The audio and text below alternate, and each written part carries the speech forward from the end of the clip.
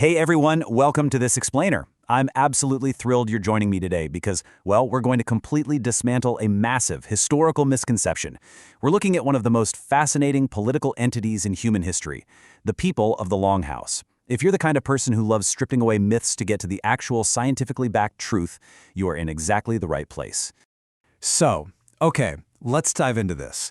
What if the history of one of North America's most powerful indigenous empires was just completely wrong?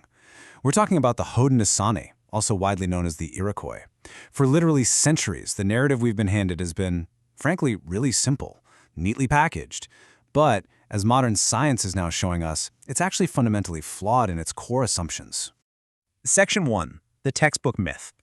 You see, when Europeans first encountered the five nations, that's the Seneca, Cayuga, Onondaga, Oneida, and Mohawk, they kind of just treated them as this permanent, unchanging fixture of the northeastern forests. The standard textbook story pushes what we call a bounded nation myth. Basically, it implies this sudden emergence and a completely fixed biological identity. In this simplified version, these people seemingly just pop out of nowhere in upstate New York, agree to bury their weapons beneath the great white pine, and boom, suddenly they form a sophisticated confederacy governing by consensus. And look, it's a very powerful story, but it only really describes the final act of a much, much longer and more complex process. Now, what's really interesting about this comparison is how it pits that myth of a sudden emergence and fixed biology right up against a profound scientific reality. And that reality is one of gradual evolution and incredibly fluid genetics.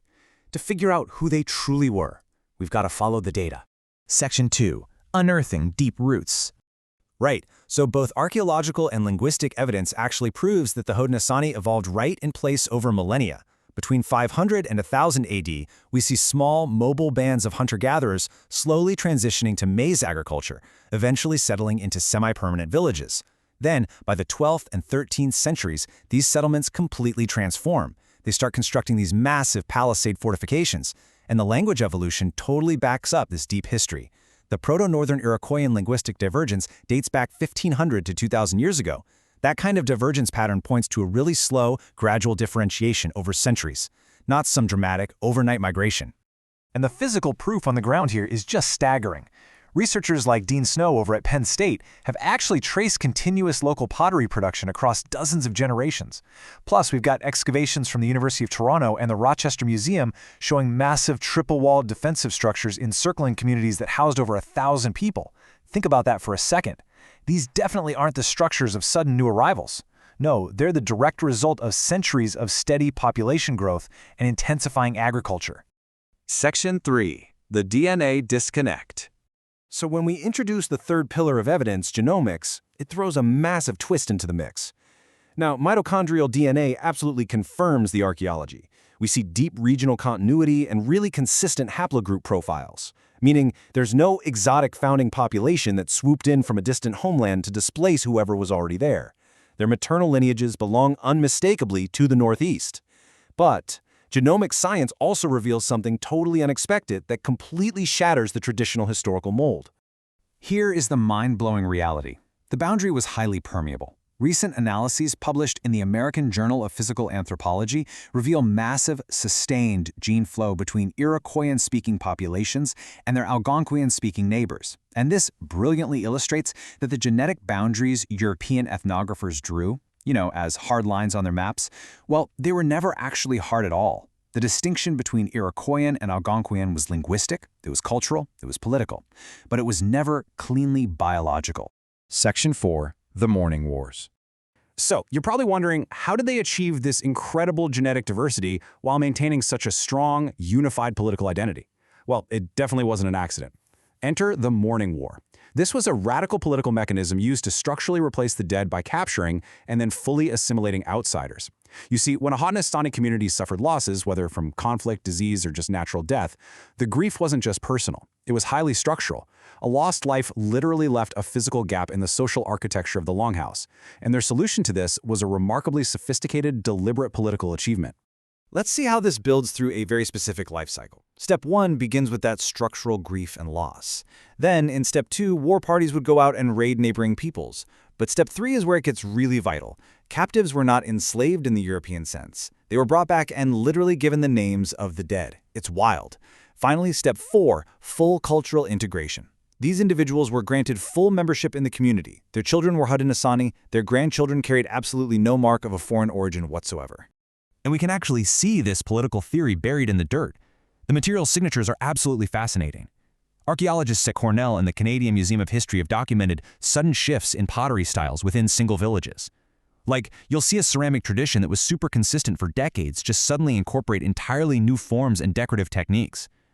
And these aren't just trade goods either. This is the literal physical signature of adopted women reshaping the ceramic traditions of their new households. They were blending their native craft knowledge right in with their new community's practices. Section 5. An open longhouse. Understanding this assimilation process completely recontextualizes their identity. It frames it as a living, highly adaptable philosophy. To really grasp the sheer scale of it, consider this unbelievable 17th century historical eyewitness account. Jesuit missionary Father François-Joseph Lemercier noted, with absolute astonishment by the way, that entire communities sometimes consisted of more adopted foreigners than native-born citizens. The demographic reality here is just jaw-dropping. Following the totally devastating European disease epidemics of the 1630s and 1640s, the practice of adoption intensified to a scale that entirely reshaped the Confederacy. By the mid-17th century, the majority of the population in some villages was adopted, actually dwarfing the native-born population. The sheer scale of adoption was immense. We're talking thousands of individuals from Huron, Erie, Neutral, Susquehannock, and Algonquian nations being absorbed. Furthermore, these beautifully blended communities were constantly in motion, relocating their villages every 10 to 20 years as local resources got exhausted. I want you to picture this for a second. Imagine standing inside a longhouse in the year 1660. You'd be surrounded by people speaking 3 or 4 different mother tongues, born to nations that had recently been fierce rivals. Yet here they were, carrying Haudenosaunee names, raising Haudenosaunee children, and sitting in Haudenosaunee councils with full voice and full authority. So the crucial point is this. The metaphor of the longhouse, with its doors open at both ends, was never just some neat architectural detail. It was a profound statement of political philosophy. It was an institution literally designed to grow and absorb outsiders. The Western fixation on finding a single, strictly bounded origin point completely misses the mark here. For the Haudenosaunee, their identity wasn't purely inherited by biology. It was a chosen, constructed, and constantly renewed political practice. All those clean categories and pure ancestral homelands we so often read about, yeah, they're usually just modern constructions placed over a highly fluid reality, which leaves us with a truly profound question to end on. If pure ancestral homelands are actually a myth, what does that mean for how we define nations today? It's a massive question for sure, one that completely challenges our most basic modern assumptions about human identity, borders, and belonging. Thanks for joining me for this explainer. Keep asking the big questions and never stop questioning those textbook myths.